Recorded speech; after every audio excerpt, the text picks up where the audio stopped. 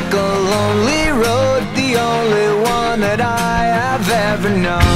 Don't know where it goes, but it's home to me and I walk alone.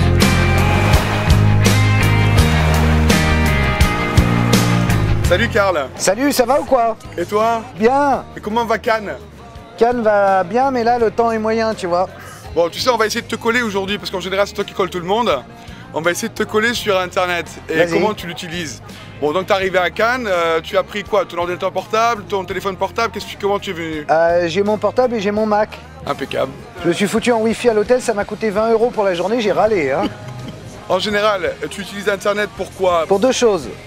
Pour envoyer des mails et en recevoir. Et deux, pour faire moi-même des émissions sur le net. J'ai une petite web TV qui s'appelle le Web 2.0.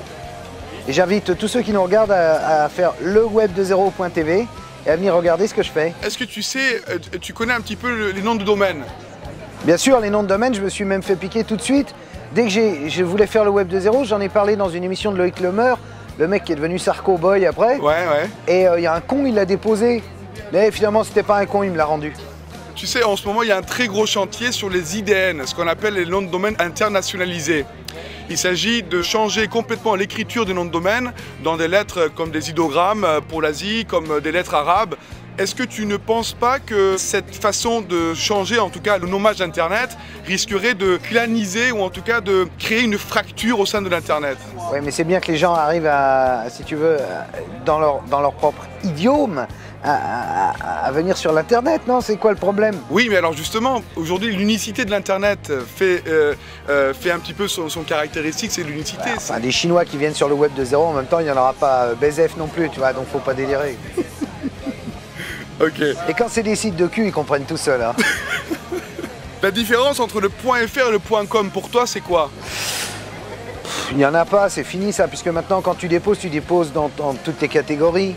Tu vois, au début, ça avait peut-être un sens. Non, ce qui me fait rire, c'est le .tv, parce que le .tv, c'est quand tu t'es fait piquer les autres trucs, tu récupères à cause des îles, je sais pas quoi. Tu-value, voilà. Donc tu achètes au gouvernement de tu-value le droit d'être .tv, ça c'est drôle. Mais sinon, ça n'a aucun sens.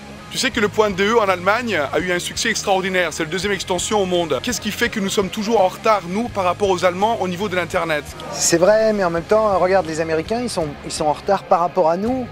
Ils sont moins efficaces sur l'Internet que nous. Je vais donner un exemple. Moi, je fais des films d'archives. Quand tu fais un film d'archives avec des archives françaises, tu vas sur le site de l'INA, tu as tout qui est répertorié.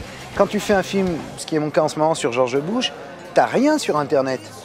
Donc, finalement, quand même, la numérisation des trucs, elle marche en France, elle ne marche pas aux États-Unis. Est-ce que pour toi, il y a vraiment un intérêt à faire des points New York, des points Paris, des points, etc. À mon avis, derrière ça, c'est une histoire de pognon. C'est tout? Ouais, parce que le mec qui dépose le point Cannes, il est riche. Tu vois ce que je veux dire? Parce que ça, pendant 15 jours du festival, ça a bien marché. Bon, ouais. En même temps, il peut appartenir à un groupe de personnes s'identifier par rapport à eux, non? Ouais, enfin, en fait, si tu veux, c'est vraiment le genre de question que je me pose jamais, mais je suis content que des mecs comme toi se la posent.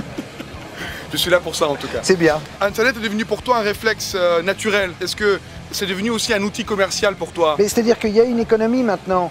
Le fait que moi j'ai commencé à vendre des contenus du programme réalisé spécialement pour l'Internet à des grandes marques d'Internet, donc AOL, ensuite VSD. J'ai fait le Club du Net, puis le JT de Zéro, etc. Et là on prépare l'Hebdo de Zéro. Bon, tout ça, c'est pour faire comprendre à ceux qui ont les portails, à ceux qui ont les grands sites médias, qu'on peut être un véritable rival de la télévision avec une liberté de ton qui à la télévision manque cruellement, puisque nous sommes dans une période que les historiens, dans 1000 ans, assimileront un peu à l'obscurantisme, au Moyen-Âge, à une période terrifiante, à l'Inquisition, à un grand moment d'autocensure de la part des journalistes et de censure de la part des patrons de presse.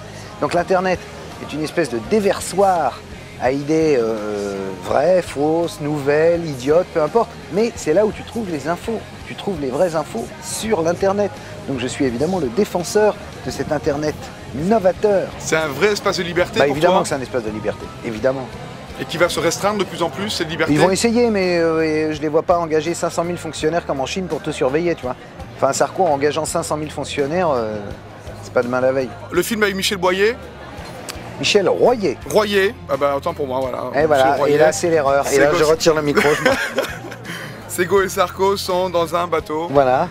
Comment ça donne? Tu as démarré ça en fait sur la VOD, t'as fait... Ouais, en VOD, puis en DVD, puis en salle, puis à la télé. Quelle est pour toi la meilleure expérience de toutes ces sorties-là? La VOD c'est formidable. Je vais donner un exemple. Quand on a sorti le truc en VOD, on a fait, tu vas rire, 3000 téléchargements. C'est quand même extrêmement peu. Mais les téléchargements, tu prends le pire blockbuster, genre Océan 13, là, qui sort, le mec, il va faire 3000 téléchargements aussi. Ça veut dire que ça ne marche pas encore. C'est pas rentré dans les mœurs. Par contre, quand tu le mets en gratuit sur Emule, tu vois, enfin, tu mets à l'heure, en fait, pour niquer les mecs. 185 000 téléchargements en une semaine. Voilà. Donc, tu comprends qu'il y a une vraie demande. Et donc, je voudrais que la VOD devienne un truc gratuit, sponsorisé par des marques, avec des petites pages de pub au milieu. Et ça ouvrirait, si tu veux, un financement nouveau du cinéma, sponsorisé par L'Oréal, Coca-Cola, tu vois. Et ça permettrait à des mecs qui ont vachement de mal à financer leurs films de trouver un nouveau financement. C'est ce que va faire Joost en arrivant. Joost qui ouvre la télévision sur Internet à tout le monde, va détruire, on va dire quelque part, ou faire disparaître le côté VOD, le côté vente en ligne de vidéos, quelque part, indirectement. Voilà, mais je n'étais pas au courant de cette information. Voilà, bah, tu vois, comme ça on peut t'apprendre des choses. Mais au contraire, je suis là pour apprendre. Les tendances sur Internet pour toi? Ce qui est tendance aujourd'hui, c'est la production de contenu. C'est-à-dire des émissions dédiées qui sont comme des émissions de télévision mais qui passent sur Internet. Ça, c'est la prochaine tendance forte pour les 10 mois qui viennent. Qu'est-ce qui est glamour? Sur Internet, ce qui est glamour, c'est les choses volées, les petites choses entrevues, les petits caméscopes coquins. Qu'est-ce qui est impossible? Sur Internet, d'avoir par exemple, de dire à Leonardo DiCaprio, voilà, je voudrais faire une interview de toi pour Internet. Qu'est-ce qui est morbide? Ce qui est morbide, c'est de revisionner aujourd'hui toutes les petites séquences de Ségolène Royal faisant des bourdes. Qu'est-ce qui est vital? Ce qui est vital sur Internet, c'est Google. C'est triste à dire, mais c'est vital. Trophée? Trophées, les trucs de cul, c'est toujours les mêmes. Qu'est-ce qui est cheap? Ce qui est cheap, c'est, mais drôle en même temps, c'est un mec, il m'a écrit, d'ailleurs sur Internet, pour me dire « Je suis chômeur, mais j'ai eu une bonne idée, je veux que tu fasses la promo de mon site, c'est le camping-car coquin. » C'est un peu cheap, mais c'est drôle. Et à épouser? À épouser sur Internet, le web de zéro, mon site évidemment, qu'il faut aller voir d'urgence. Comment tu vois l'Internet dans les 10 prochaines années et qu'est-ce que tu voudrais faire de l'Internet, toi, qui n'existe pas encore? Je vois l'Internet comme la prochaine télévision. C'est-à-dire la télé telle qu'elle existe va disparaître et ça sera le média dominant. Et ça sera là où ça se passera et il y aura beaucoup plus de liberté. Et ça sera un appel d'air formidable. Je te remercie infiniment d'avoir accordé cette interview à Domain News, mon cher.